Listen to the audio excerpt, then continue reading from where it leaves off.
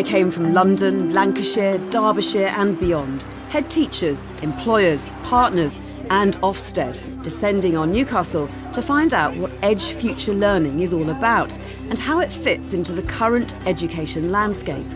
At the moment, we're just launching our new framework, which is very much focused on the substance of education as opposed to schools focusing on just exam results, with a new judgment on the quality of education.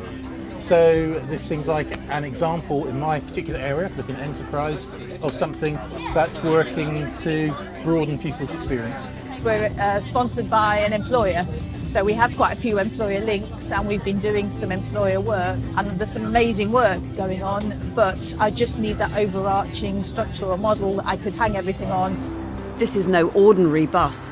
On board are students from Norren High School in North Shields to explain their work with the local bus company, meeting members of the community, understanding local history and learning more about the transport industry along the way. I think it's fantastic, really. I think there's not enough engagement with schools.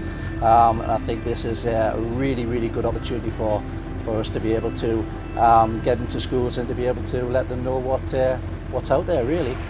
Final stop, Excelsior Academy, a large, diverse comprehensive in Scotswood beside the Tyne, for a showcase on Edge Future Learning's work in the North East. Since September, Year 7 students have spent 3 hours a week on projects to try to solve challenging, real-life problems in their community. Down the road, Churchill Community College has devised its own projects with Year 8s. Inspired by work in Nashville in America, Edge wants to make school mean something to students everywhere.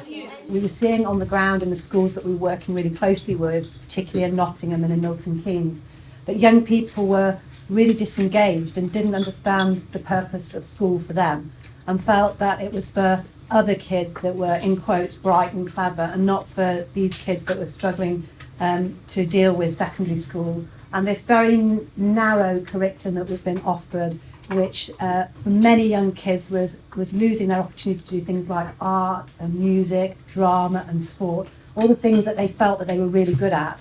We don't need to accept what is currently happening. We need to think bigger. We need to think about how we could challenge this.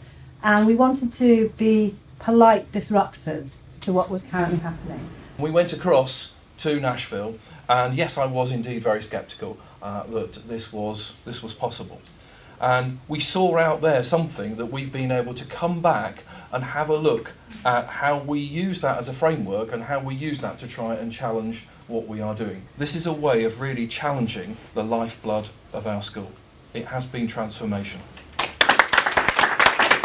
What we've got going on here is we've got 3 different groups of students. Also at the showcase is Chi Onwara, a local MP with a parliamentary brief in business and industry. She wants to hear from students themselves. We've been trying to get donations like old clothes, hats, gloves, scarves, and we've been trying to ask for shelters for the homeless people.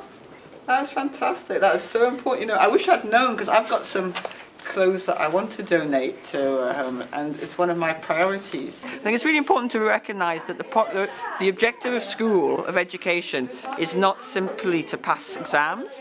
It's not just to produce workers. It is to prepare and educate young people for life and for the changes in society and to reach their full potential.